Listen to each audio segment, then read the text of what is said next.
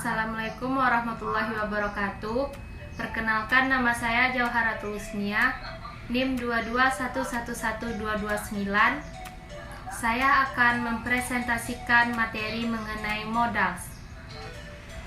Modals adalah jenis kata kerja bantu yang digunakan untuk mengungkapkan berbagai arti dalam bahasa Inggris. Contoh modals termasuk dapat, bisa, mungkin, harus, akan, dan seharusnya.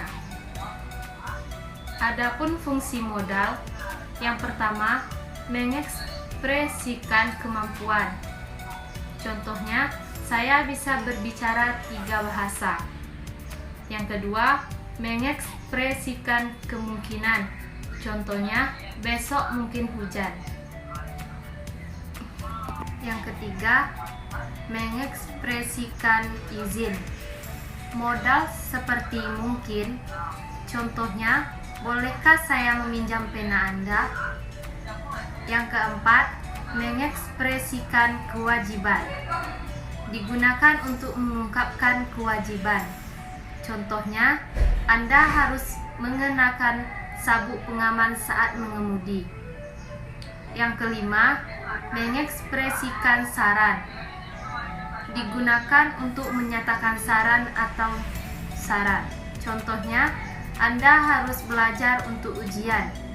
Yang keenam, mengekspresikan kepastian. Contohnya, saya akan membantu Anda mengerjakan proyek Anda.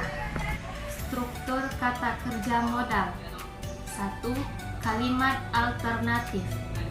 Dalam kalimat alternatif, kata modal diikuti langsung oleh bentuk dasar dari kata kerja utama. Contoh, dia bisa berenang. 2. Kalimat negatif. Dalam kalimat negatif, kata tidak ditambahkan setelah kata kerja modal. Contoh, mereka tidak dapat menghadiri rapat. 3. Kalimat tanya. Contohnya, bisakah Anda mengemudi? 4. Modal umum dan penggunaannya. Can, kemampuan, kemungkinan, izin permintaan. Mel, kemungkinan, izin permintaan sopan. Harus, kewajiban, kebutuhan, kesimpulan. Modals adalah bagian integral dari bahasa Inggris, memainkan peran penting dalam mengekspresikan sikap, kemampuan, izin, kewajiban, dan banyak lagi. Memahami fungsi dan penggunaannya sangat penting untuk komunikasi yang efektif dalam bahasa Inggris. Dengan menguasai bahasa Inggris, Anda dapat meningkatkan keterampilan bahasa dan percaya diri. Baiklah, saya akan mempresentasikan materi kedua yang berjudul mengungkapkan rasa terima kasih dan permintaan maaf, frasa kunci dan etiket. Cara mengungkapkan rasa terima kasih dan permintaan maaf yang merupakan aspek penting dari komunikasi yang efektif. Ungkapan ini memainkan penghargaan dan mengakui kesalahan. Dengan menguasai seni mengungkapkan rasa terima kasih dan meminta maaf dengan tulus, kita dapat memperkuat hubungan dan menciptakan lingkungan yang positif dan harmonis. 1. Mengungkapkan rasa terima kasih. Terima kasih. Cara yang paling sederhana dan umum untuk mengungkapkan rasa terima kasih adalah mengungkapkan terima kasih. Frasa ini digunakan dalam berbagai situasi untuk mengungkapkan penghargaan. Contoh, terima kasih atas bantuan Anda yang baik. Saya bersyukur atas. Untuk mengungkapkan rasa terima kasih yang lebih mendalam, kita dapat menggunakan rasa seperti itu. Saya bersyukur atas. Contohnya, saya bersyukur atas dukungan Anda yang tak tergoyahkan. Saya sangat menghargai. Frasa ini digunakan untuk menekankan tingkat yang tinggi dari rasa terima kasih dan penghargaan. Contohnya, saya sangat menghargai dedikasi Anda terhadap proyek ini. Yang kedua, meminta maaf. 1. Maafkan saya. Cara yang paling umum dan langsung untuk meminta maaf adalah dengan mengatakan maafkan saya. Contohnya, maafkan saya atas ketidaknyamanan yang terjadi. Yang kedua, saya minta maaf atas. Untuk memberikan permintaan maaf yang lebih spesifik, kita dapat menggunakan frasa saya minta maaf atas. Contohnya, saya minta maaf atas komentar saya yang tidak berpikir panjang. 3. Itu adalah kesalahan saya.